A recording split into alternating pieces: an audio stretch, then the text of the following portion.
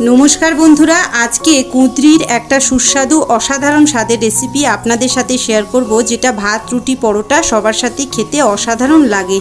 अनेकेई कुंद्रि खान ना, तबे एइभावे बानिये खाওয়ার पर बार बार बानिये खाबेन। रेसिपिटा भालो लागले एकटा लाइक शेयर एबं सबस्क्राइब करते किन्तु भूलबेन ना। चलुन झटपट देखे निই किभाবে बानाबो।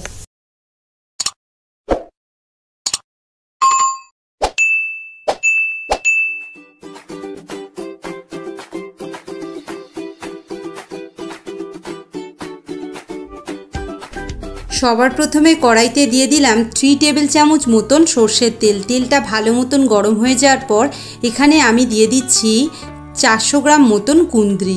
एकटा कुंद्रिके आमी लम्बा भावे 6 टुकरो करे केटे निয়েছি। আর এখানে কুঁদরিগুলো একটু কচি নেওয়ার চেষ্টা করেছি। খুব একটা বুড়ো কুঁদরি বা যেগুলো একটু রেড হয়ে যায় সেগুলো কিন্তু বাদ দিয়ে দেবেন। গ্যাসের আঁচটা लो टू मीडियम रेखे कुंद्रिटाके बेश किछुक्षणेर जोन्नो माने ओई 3 থেকে 4 मिनिटेर जोन्नो एकटू भेजे नेब। 4 मिनिट भेजे नेওয়ার पर कुंद्रिगुलो देखुन बेश भालो मतनই भाजा হয়ে গেছে। এবার আমি এই কুঁদরিগুলোকে তেল থেকে তুলে নিচ্ছি। कड़ाईते आमी आरो 1 टेबिल चामच मतन सर्षेर तेल ऐड करलाम। तेलटा गरम हो जाओयार पर एखाने आमी दिए दिচ্ছি दुटो मीडियम साइजेर पेঁয়াজের कुचि। पेঁয়াজগুলো आमी एकदम पातला करे स्लाइस करे केटे निয়েছি। আর পেঁয়াজগুলো ভাজার সময় কিন্তু তরকারিতে যে পরিমাণ নুন লাগে সেটা বুঝে আমি নুনটা অ্যাড করে দেব। আর পেঁয়াজটা লো টু মিডিয়াম আছে বেশ ভালো করে লাল লাল করে ভেজে নেব। যতক্ষণ পেঁয়াজটা ভাজা হচ্ছে চলুন একটা মশলা বানিয়ে নিই। এখানে আমি নিয়ে নিয়েছি 1.5 টেবিল চামচ মতন সাদা তিল। এটা আমি জল দিয়ে আগে থেকে ভালো মতন ভিজিয়ে রেখেছিলাম। আর নিয়েছি 25 থেকে 30টা কাঁচা বাদাম। বাদামটাও আমি 6 থেকে 8 ঘন্টা ভিজিয়ে রেখেছিলাম আর খোসা ছাড়িয়ে ব্যবহার করছি। আর নিয়েছি হাফ একটা টমেটো। এগুলো আমি মিক্সিতে দিয়ে একটা মিহি পেস্ট বানিয়ে নেব। পেঁয়াজটা বেশ ভালো মতো লাল লাল করে ভাজা হয়ে গেছে। এবার আমি এখানে দিয়ে দিচ্ছি আদা রসুনের পেস্ট।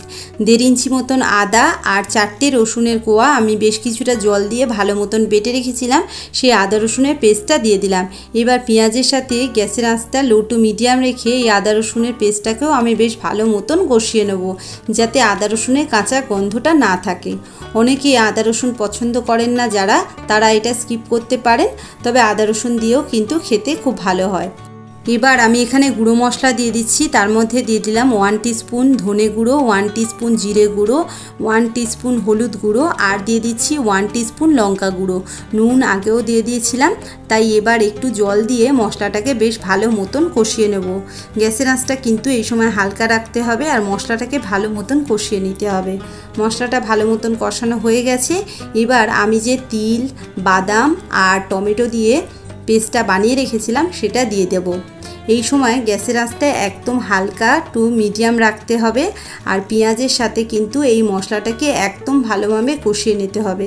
কেন কাঁচা বাদামের একটা গন্ধ থাকে, ভালোভাবে কষিয়ে না নিলে কিন্তু সেটা তরকারির মধ্যে থেকে যাবে এবং সেটা খেতে ভালো হবে না। তাই এই সময় একটু সময় দিয়ে তরকারির এই মশলাটাকে বেশ ভালো মতন কষিয়ে নিলে তরকারিটা খেতে খুব ভালো হবে। মশলাটা দেখুন বেশ ভালো মতন কষানো হয়ে গেছে। এবার আমি ভেজে রাখা কুঁদরিগুলো দিয়ে দিলাম। এবার মশলার সাথে কুঁদরিটাকে 5 মিনিটের জন্য ভালো মতন কষিয়ে নিতে হবে। কুঁদরিটা মশলার সাথে ভালো মতন কষানো হয়ে গেছে। এবার আমি এখানে 4 কাপের মেপে 1 কাপ মতন জল দিয়ে দিলাম। সব কিছু ভালো মতন মিশিয়ে নেব। তারপর ঢাকা দিয়ে গ্যাসের আঁচটা হালকা রেখে 5 থেকে 7 মিনিটের জন্য রান্না করে নেব যাতে কুঁদরিগুলো ভালো মতন সিদ্ধ হয়ে যায়। 7 মিনিট পর ঢাকনাটা খুলে দিলাম।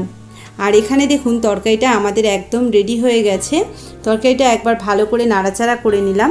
তারপর এখানে আমি দিয়ে দিচ্ছি 1 টিস্পুন মতন ঘি।